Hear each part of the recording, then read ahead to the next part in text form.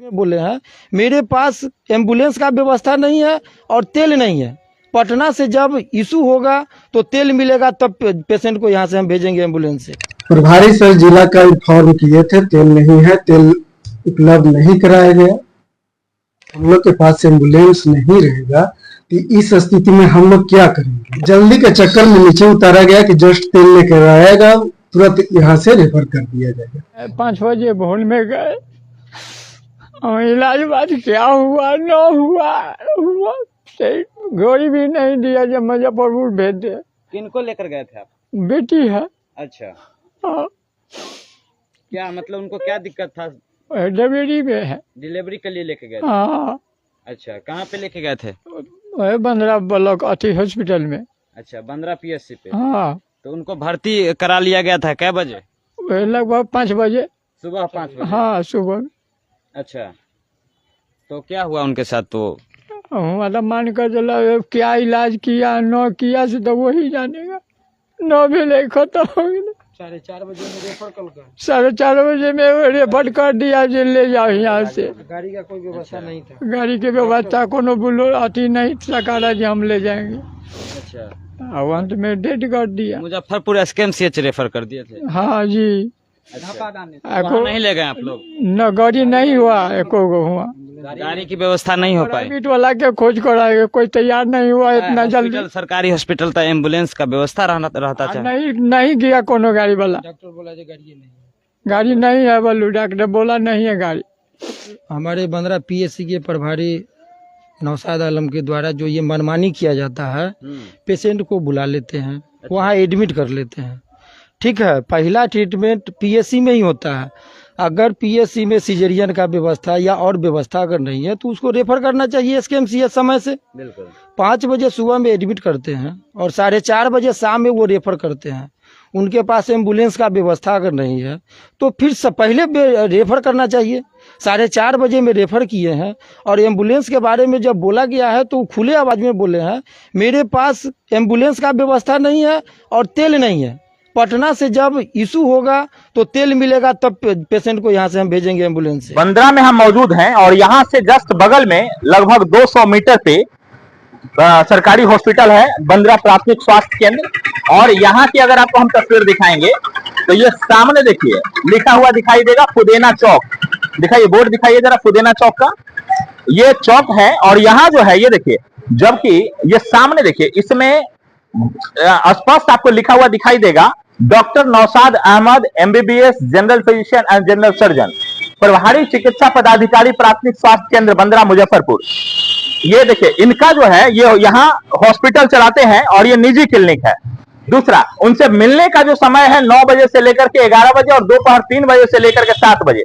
जब ये समय यहाँ देंगे, और आज चूंकि इनका ये शटर बंद है, शटर बंद इसलिए है क्योंकि रात इनके यहाँ जो कांड हुआ है हॉस्पिटल में, सरकारी व्यवस्था जो इनको देनी चाहिए थी वो सरकारी व्यवस्था नहीं देने के कारण, हालांकि इन पे कई सारे आरोप लग रहे हैं कि एक तो जो प्रेग्नेंट महिला थी कल शाम से उनके यहाँ भर्ती थी और कल वो प्रेग्नेंट महिला शाम को उसकी डेथ हो जाती है जैसे ही उसको टेम्पो में डाला जाता है, इसलिए उसको लटकाया जाता है। क्योंकि परिजन का जो आरोप है कि वास्तव में मास्टर हॉस्पिटल में जो डॉक्टर साहब रहते हैं इनका बगल में क्लिनिक है, इनको व्यवस्था अगर नहीं देंगे तो हमारे निजी क्लिनिक पे जाएंगे या और किसी आसपास का जो क्लिनिक है जहां जाएंगे, प्राइवेट से अगर इलाज कराएंगे तो कमीशन भी अच्छा मिलेगा।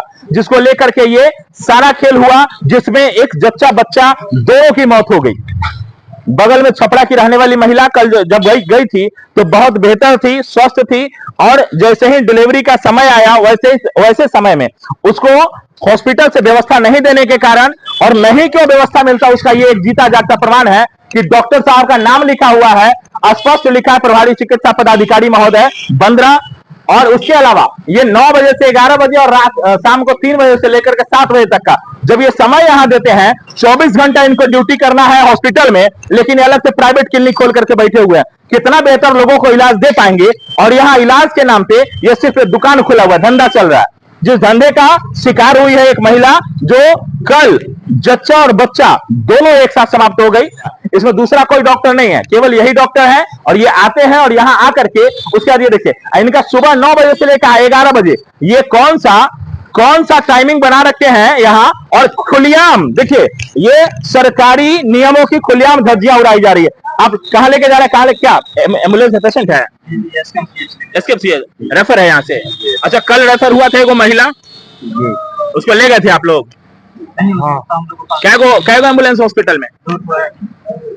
2 गो। आप ठीक है, ले पेशेंट है, बढ़ाइए बढ़ाइए बढ़ाइए, पेशेंट है, देखिए इसे पेशेंट है। लेकिन सबसे बड़ी बात है ये खुलेआम, सबसे बड़ी बात है खुलेआम, और हॉस्पिटल से मात्र 200 मीटर होगा यहाँ तक, 200 मीटर के दायरे के अंदर ये इनका क्लिनिक चलता हुआ, और इस पे स्पष्ट लिखा हुआ कि वास्तव में ये जो डॉक्टर साहब हैं सरकारी अस्पताल छोड़ करके, जिनको 24 घंटा वहां ड्यूटी करना चाहिए, वो अपना हॉस्पिटल, सरकारी व्यवस्था, लोगों को सुविधा छोड़ करके दुकान चला रहे हैं। और रात जब से ये कांड हुआ है, आज इनका दुकान, हालांकि देखिए 9 बजे से 11 बजे का समय लिखा हुआ है, लेकिन अभी इनका, हम अगर समय की बात करें, कितना बज रहा है सर, कितना बज रहा है, टाइमिंग जरा बताइए। 10:15 क्या बजे लिखा हुआ है इस पे? 9 बजे। 9 बजे अब तक खुल जाना चाहिए था, डॉक्टर साहब को यहाँ होना चाहिए।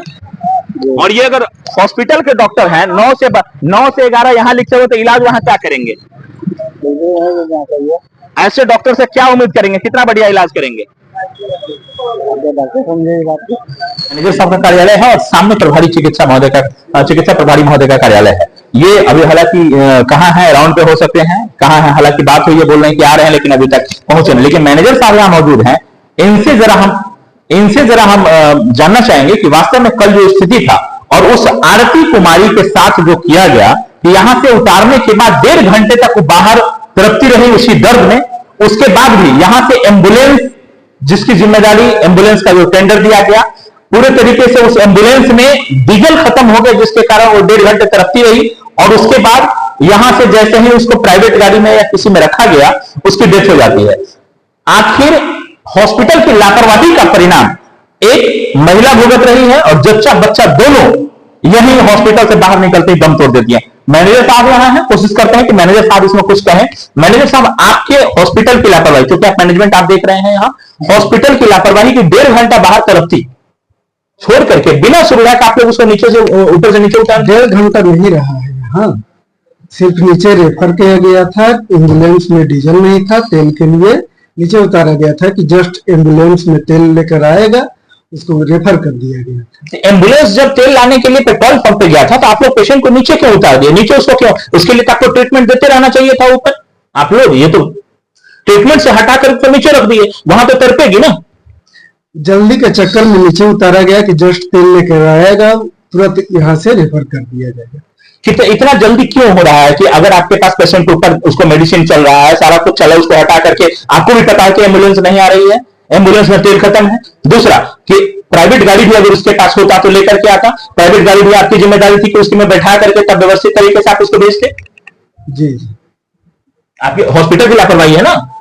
हॉस्पिटल का लापरवाही तो नहीं कर सकते हैं सर। एम्बुलेंस अपने मर गई है, वो अपने चली उतर नहीं, यहाँ से रेफर किया गया है और यहाँ डेथ भी नहीं की। तो आप कहना चाह रहे कि 1.5 घंटा नीचे तरफ के बाहर रोड पे मर गई है, आपके यहाँ से हॉस्पिटल की कोई जिम्मेदारी नहीं? नहीं, 1.5 घंटा नहीं रहा है। कल दिन में भर्ती हुई वो, और शाम तक आपके हॉस्पिटल में रही। शाम को आप उसको रेफर किए हैं, रेफर भी ऐसे समय में किया है कि ना तो आपके एम्बुलेंस में डीजल है, ना उसके पास प्राइवेट गाड़ी की व्यवस्था था, और ऐसे में आप पेशेंट को ऊपर से उतार के नीचे रख दिए हैं। लापरवाह कौन, जिम्मेदार कौन उसकी? जिम्मेदार हम क्या कहेंगे, जब हम लोग के पास एम्बुलेंस नहीं रहेगा तो इस स्थिति में हम लोग क्या करेंगे? उस स्थिति में आप ये करेंगे कि पेशेंट को तब तक आप यहाँ व्यवस्था देंगे, और जब तक एम्बुलेंस की या उसकी प्राइवेट गाड़ी की व्यवस्था ना हो जाए, अगर ऑक्सीजन सिलेंडर की उसकी आवश्यकता होगी उसमें, तो ऑक्सीजन सिलेंडर की व्यवस्था वाली गाड़ी चाहिए, तब ना भेजेंगे। कैसे भेज देंगे मरने के लिए रोड पे आप? नहीं, वैसा नहीं किया गया है। जल्दी के चक्कर में नीचे उतारा गया था, क्योंकि जितना जल्दी हो सके यहाँ से जिला चले जाए। ऐसी कौन सी जल्दीबाजी थी कि आप लोग जो है बिना एम्बुलेंस का उसको नीचे उतार करके मरने के लिए उसको नीचे छोड़ दिए, और जच्चा और बच्चा दोनों समाप्त कर दिए आप लोग?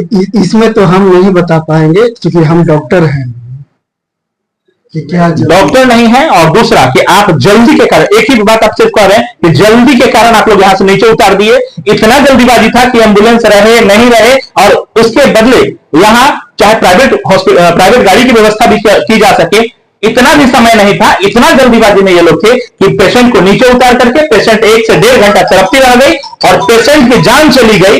उसके बाद अब ये लोग हॉस्पिटल प्रबंधक जो है ये सिर्फ टालने पे लगे हुए कि जल्दीबाजी में हम उसको उतार दिए और आगे जो है पेशेंट मर गया कि रहे उसकी कोई जिम्मेदारी नहीं। आगे पेशेंट हम लोग का जानकारी नहीं था, वो कहाँ मरी है ये हमको जानकारी नहीं। आपको सिर्फ इतना जानकारी कि जल्दी से उतार दे एम्बुलेंस को, नहीं उससे कोई मतलब नहीं। हम नहीं ना उतारे हैं भाई, आप मैनेजमेंट आप ही देख रहे हैं, मैनेजमेंट में देखते हैं, लेकिन कौन उतारा, किसकी गलती? अब रेफर किया गया डॉक्टर के द्वारा ना।